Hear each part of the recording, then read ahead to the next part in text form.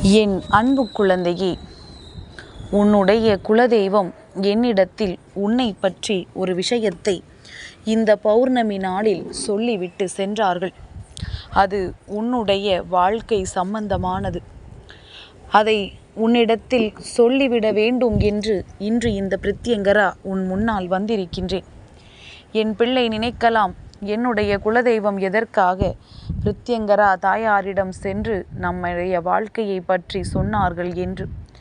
என் குழந்தையே, என்ன தெரியுமா? நீ என் மீது கொண்டிருக்கின்ற அன்பை உன் குலதெய்வம் நன்றாக தெரிந்து வைத்திருக்கின்றார்கள். நீ என்னை நம்புகின்றாய், என் வாக்கினை கேட்கின்றாய். அதனால் நான் என்ன சொன்னாலும் அதை நீ கேட்பாய் என்கின்ற நம்பிக்கையில் உன்னுடைய குலதெய்வம் உன் வாழ்க்கையை பற்றிய ஒரு முக்கியமான விஷயத்தை என்னிடத்தில் சொல்லிவிட்டு சென்றிருக்கின்றார்கள். நானும் இதனை உடனடியாக உன்னிடத்தில் சொல்லிவிட வேண்டும் என்றுதான் ஓடோடி வந்து விட்டேன். பௌர்ணமி நாளில் சொன்ன விஷயத்தை பௌர்ணமி முடிவதற்குள் உன்னிடத்தில் கொண்டு வந்து சேர்த்து விட வேண்டும் அல்லவா? இந்த விஷயத்தை தெரிந்து கொண்டால் நிச்சயமாக என் குழந்தை உன் மனது மகிழ்ச்சி அடையத்தானே வேண்டும். அதனால்தான் அம்மா உடனடியாக உன்னிடத்தில் இதை சொல்வதற்காக வந்துவிட்டேன்.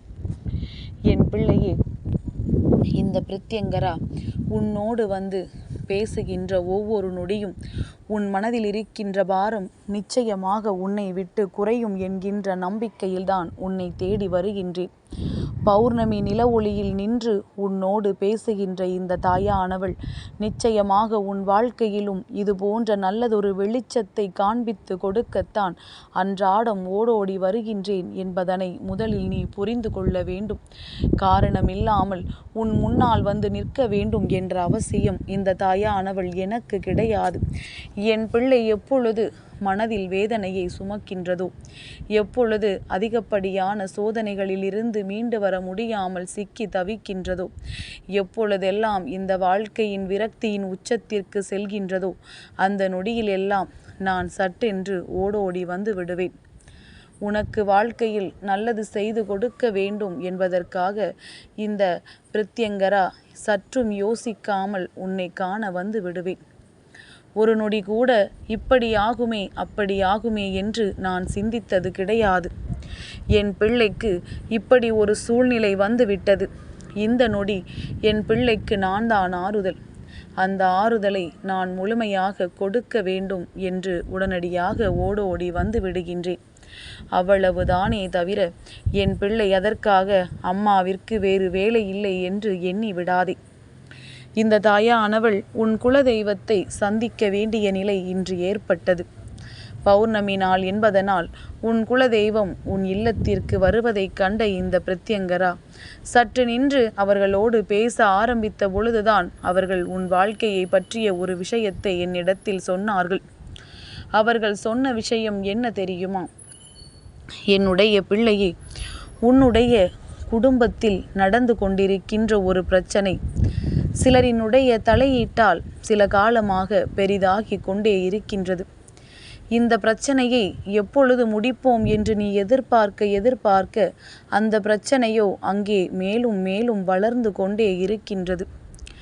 இனி ஒரு நாளும் இந்த பிரச்சனை முடியாது என்று நினைக்கின்ற அளவிற்கு மேலும் மேலும் கஷ்டங்கள் தான் வந்து கொண்டிருக்கின்றது.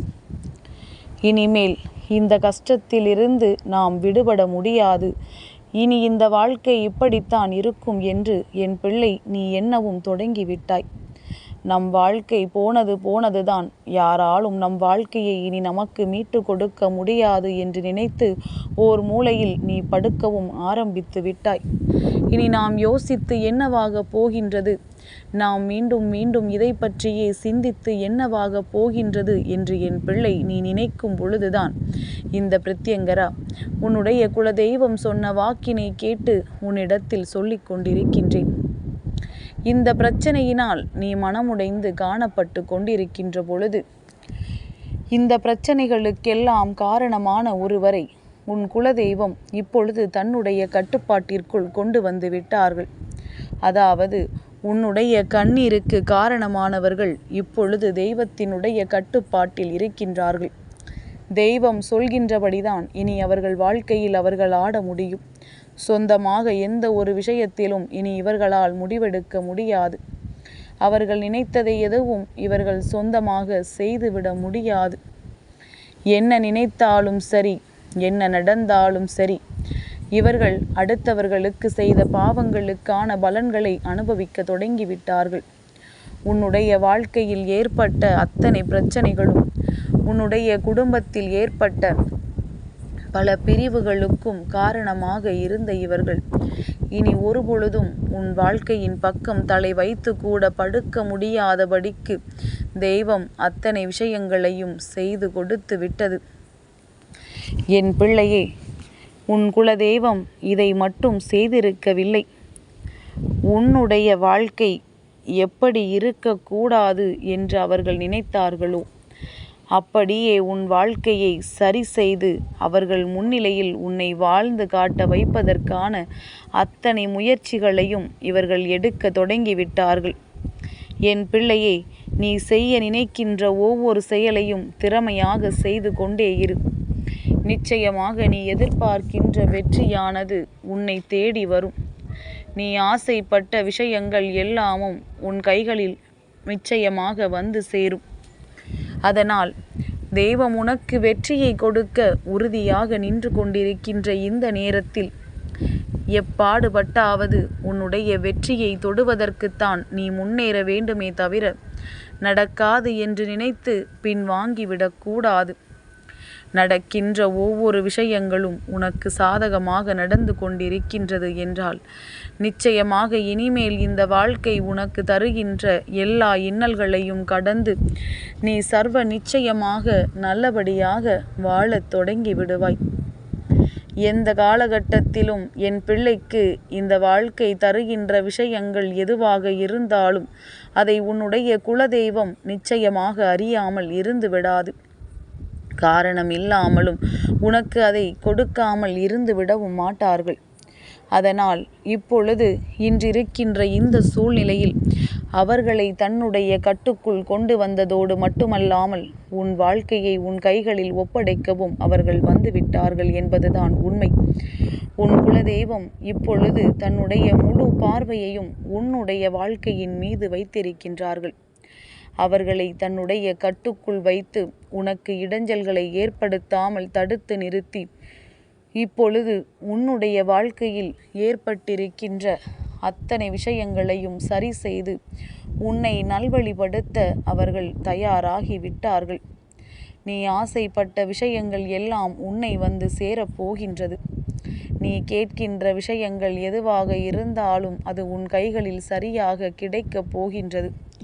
இதை பெற்றுக்கொள்ள என் பிள்ளை நீ தயங்காமல் இப்பொழுது அதற்கு தயாராகி விட்டாய் என்றால் இனி இந்த வாழ்க்கை உனக்கு தருகின்ற அத்தனை சந்தோஷங்களையும் நீ முழுமையாக பெற்றுக்கொள்வாய் என்பதுதான் உன்னுடைய குலதெய்வத்தினுடைய எண்ணம். உன் குலதெய்வம் சொன்னது போல உன் வாழ்க்கைக்குரிய விஷயங்களை பெறுவதற்கு நீ தயாராகிவிடு. உன் முயற்சியை கைவிடாது உன் வெற்றியை நோக்கி பயணம் செய்து கொண்டிரு. எந்த விஷயம் இந்த வாழ்க்கையில் உனக்கு நடக்க வேண்டுமோ அந்த விஷயத்தை நோக்கி நீ வெற்றி நடை போடு.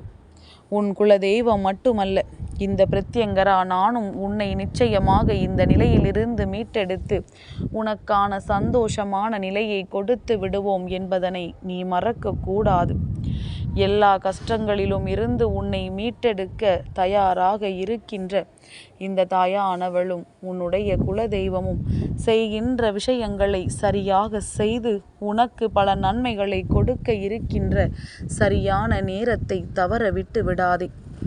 நான் சொன்னது போல உன் முயற்சிகளை கைவிடாமல் உன் வெற்றியை நோக்கி நீ சென்று கொண்டே இருந்தால் உனக்கானது எல்லாமும் உன்னை சர்வ நிச்சயமாக வந்து சேர்ந்து விடும். நீ ஆசைப்பட்டு கேட்டது எல்லாம் உன் கைகளை வந்து அடைந்து விடும் என்பதனை என் பிள்ளை நீ மறந்துவிடக்கூடாது. உனக்கு நல்ல நேரம் வந்து விட்டது. உனக்கு கெடுதல் செய்தவர்களுக்கு கெட்ட நேரம் ஆரம்பித்து விட்டது.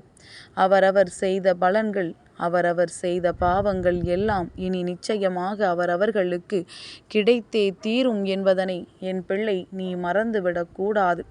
உன் வாழ்க்கை தருகின்ற அத்தனை சந்தோஷங்களையும் முழுமையாக ஏற்றுக்கொள்ள எப்பொழுதும் என் பிள்ளை நீ தயாராக இருந்து விட்டாலே போதும். என் அன்பு குழந்தைக்கு இந்த பிரத்யங்கராவினுடைய ஆசீர்வாதங்கள் என்றென்றைக்கும் முழுமையாக கிடைத்து கொண்டே இருக்கும்.